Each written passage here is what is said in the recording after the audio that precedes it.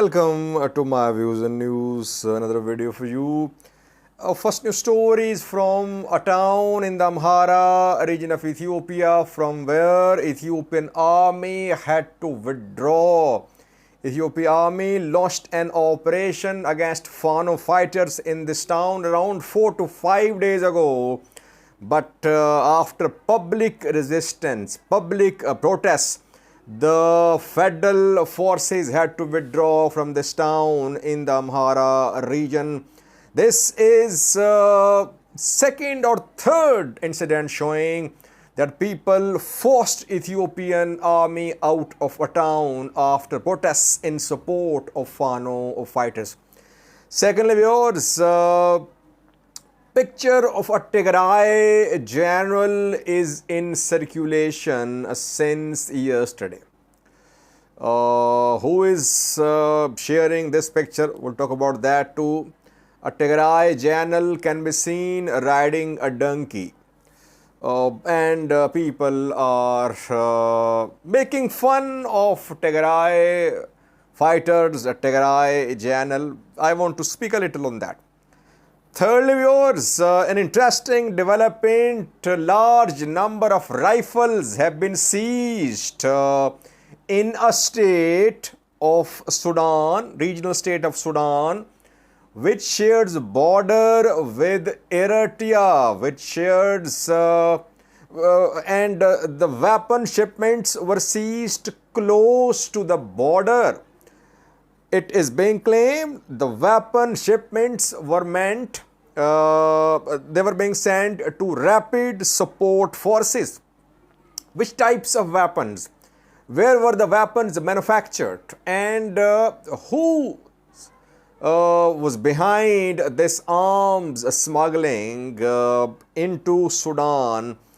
Details for you. And fourthly, Ethiopia is planning to host Sudan dialogue. Talks could be held in Addis Ababa to resolve the conflict in Sudan, and civilian deaths in Sudan are being reported in strikes conducted by Sudanese military. Sudanese Air Force is conducting airstrikes, shelling. Civilian deaths are being reported. Firstly, viewers, Amhara region of Ethiopia, where Ethiopian military is conducting an operation against Fano militia members. Simultaneously, the operation is ongoing in different zones of the Amhara region. The main focus is on Gurjam, which shares border with Oromia, with Valaga, and where in Gurjam we have been seeing clashes between Fano fighters and Ethiopian army for the past 2 weeks or so. Ethiopian army claimed to have killed more than 200 Fano fighters in East Gurjam a few days ago. Now, we have an update for you on this operation from a town which is in West Gurjam. In West Gurjam, there is Dambicha.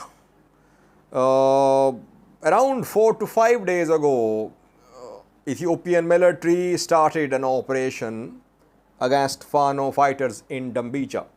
This operation was launched after the first operation in Debre Elias, where a monastery was surrounded by security forces, and then Fano fighters resisted, and in that incident, dozens were killed. From Debre Elias, Ethiopian army entered from East Gurjam. Ethiopian army entered West Gurjam. Dambicha is in West Gurjam. And for several hours, there was fighting between Fano fighters and Ethiopian army in Dambicha. Then we saw start of protests in support of Fano fighters. Finote Silam was blocked. Jiga was blocked. Dambicha was blocked. Road leading to and from Dambicha were blocked by protesters.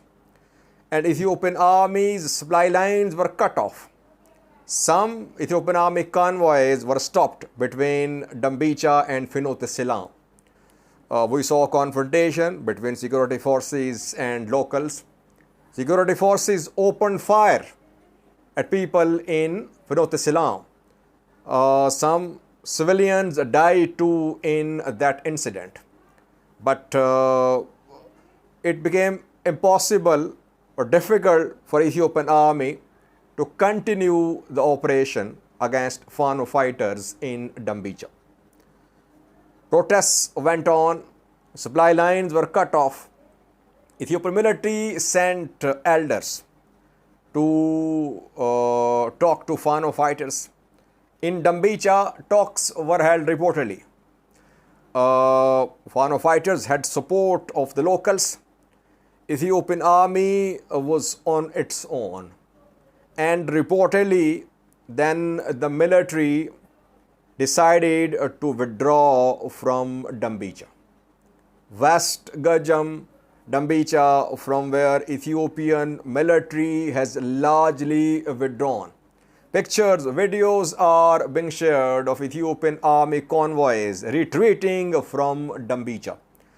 They're retreating towards two other Waradas where fighting ongoing for the past 24 hours, I think. I reported that fighting in the last video, I did a few hours ago.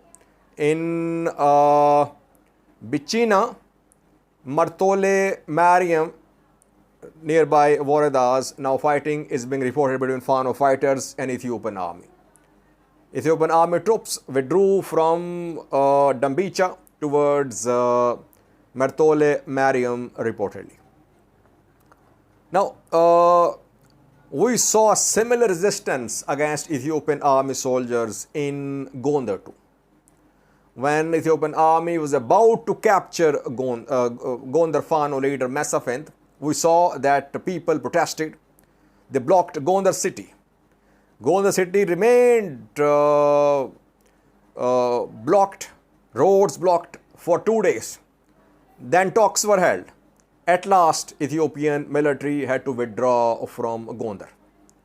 Same is happening in Gojam. Before that, we saw protests in other towns of the Amhara region as well. So, Amhara Fano fighters, they're definitely getting support from locals. And that is their main strength, by the way. They're not as heavily armed as Ethiopian armies. They're not well equipped in terms of arms, in terms of training. But their biggest strength is the support of people. People support them, and Ethiopian army then becomes unable to continue operations against Fano fighters. We have seen that in Shoa, in Gondar, in Gajam. Gajam is very crucial. I've been saying that because it is on supply route. Ethiopian army supply route towards Gondar, towards Shoa, towards Wollo, especially towards Wollo and Gondar. So only confirmation that we can share with you is that Ethiopian military had to withdraw from Dambicha because of massive resistance from people. Large convoys can be seen retreating from Dambicha city in Dambicha town in West Gojam. Secondly, viewers, second news story is about a Tigray general whose pictures are being shared. Since yesterday, his pictures in circulation. You can see his picture on your screen. He's General Migbe of Tigray, one of top generals from Tigray, riding a donkey, escorted by armed Tigray fighters.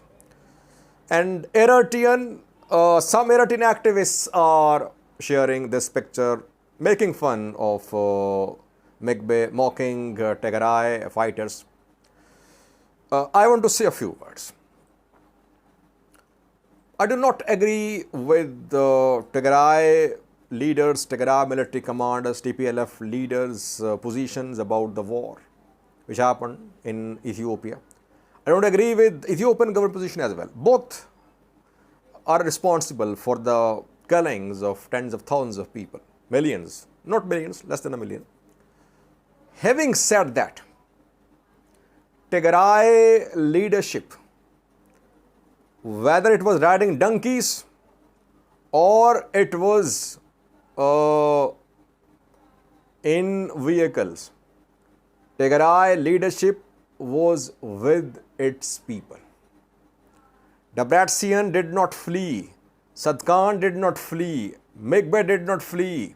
All were there, leading their people from the front. One can argue that they were under siege, they were in a position to flee. Well, they could have fled.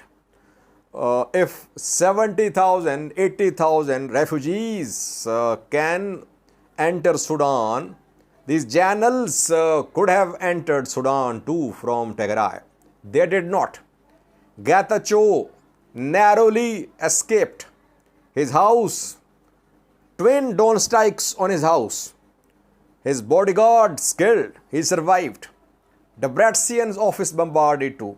All generals risked their lives, led from the front. Yes, they were riding donkeys. They were in caves, in trenches. But we must give the credit to Tigray generals that they were with their people. In Tambian, in other parts of Tigray, they were leading from the front. That is how Tigray managed to fight for 2 years. That is how people supported them. But in the third round of fighting, before that, we saw that campaign of conscription by Tigray government. That led to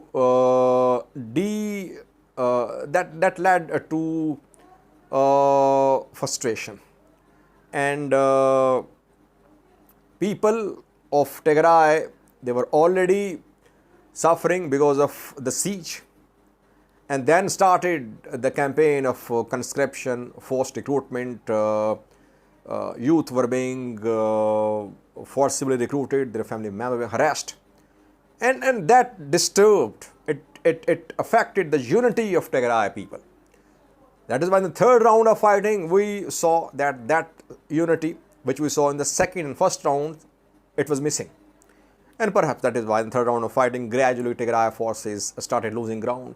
Several reasons. One of the reasons is that they were not as united in the third round of fighting as they were in the first and second rounds of fighting. So, Migbe and his fighters, his other comrades, soldiers, led his fighters from the front.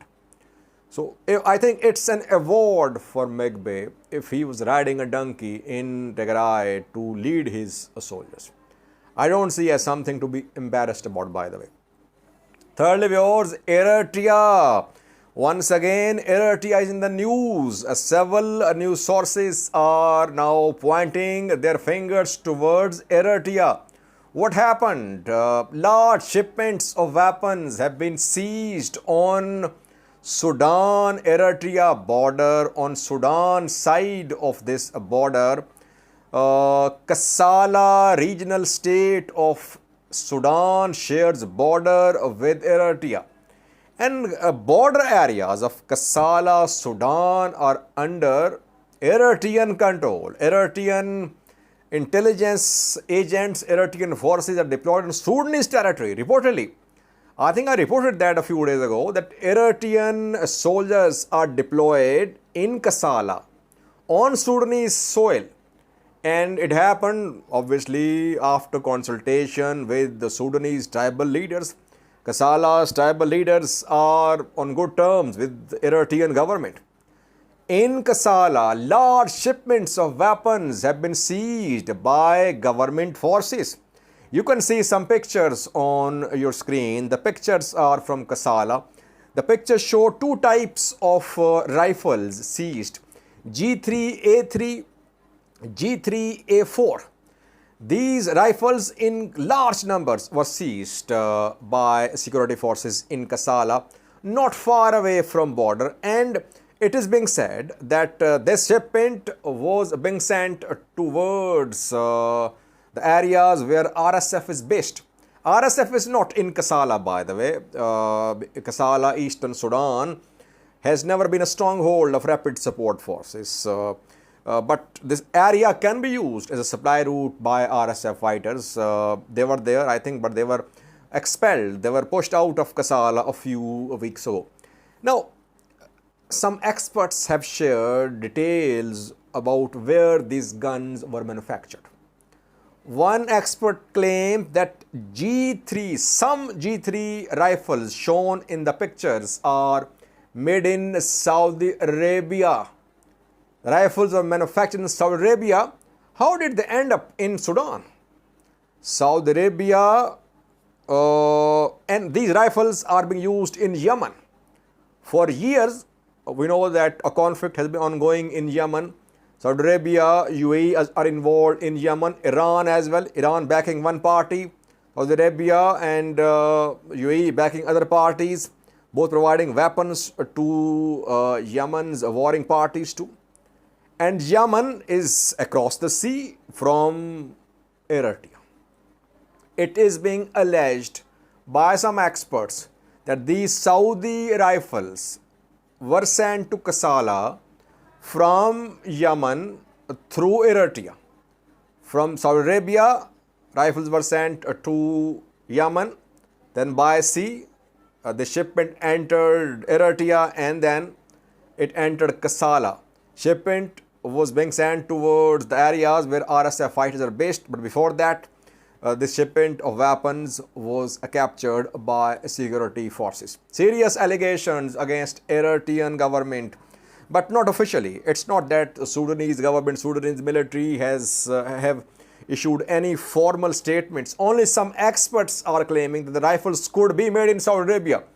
If they were in Saudi Arabia, how did they end up in Sudan? And secondly, can we say the rifles were meant for rapid support forces? Maybe some local tribes wanted to be armed. Tribes are armed in Kassala. So maybe they wanted to be armed themselves and they bought these shipments of weapons through Eritrea from Saudi Arabia. Question only is, how did this shipment enter Kassala?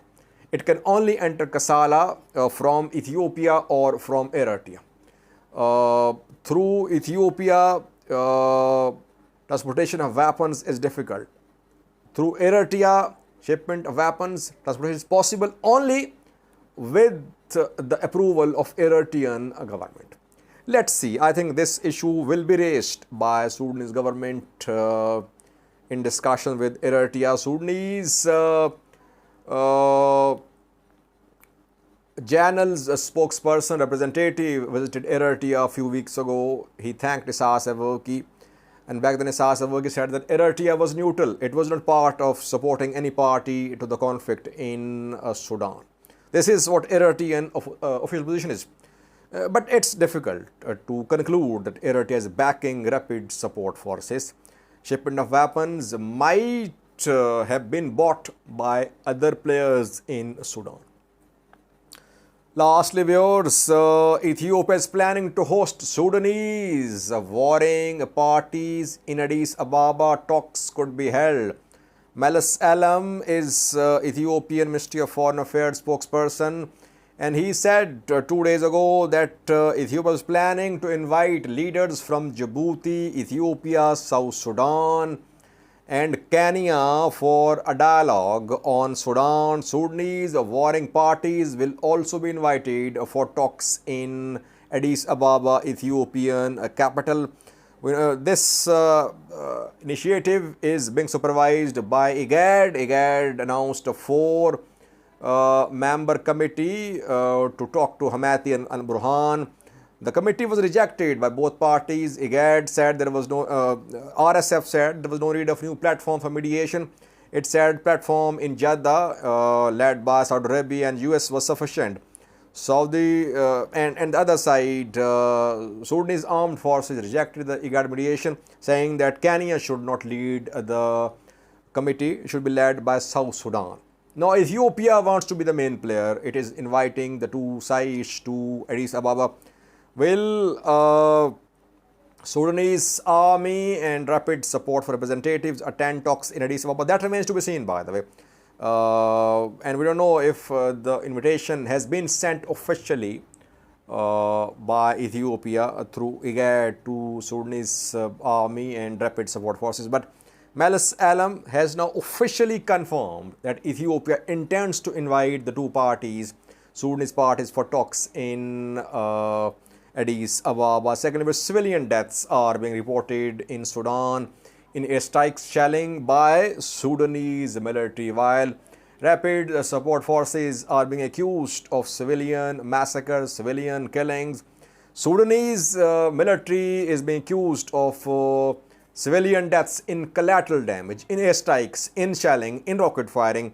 Two incidents of civilian killings reported yesterday. One happened near Shambat Bridge, where a Bait al-Mahal resistance committee confirmed death of some civilians in an airstrike. Second airstrike happened near Armored Corps, which is next target of rapid support forces. Here too, in Al-Lamap area, airstrikes were conducted. In shelling airstrikes, civilian deaths are being reported. Sudanese military denies civilian deaths, but civilians are dying in airstrikes, shelling, etc. And lastly, viewers, new Sudanese military reinforcements are arriving in Al-Jaili, to the north of Khartoum, Khartoum Bahri, and North Khartoum. And there we know that in Al-Jaili, rapid support forces have been stationed for days. And close to Al-Jaili is an oil refinery, a Gari oil refinery. Now, Sudanese military is sending reinforcements from northern Sudan towards Al-Jaili, and we could see clashes between rapid support forces and Sudanese military for the control of Al-Jaili in coming days. Al-Jaili has been under RSF control for days. They have shared several videos from there.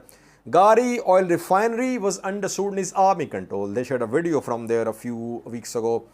Then things went quiet there. It seems a new front is opening, or you can say that from the north, Sudanese army is going to launch a major operation towards Bahri.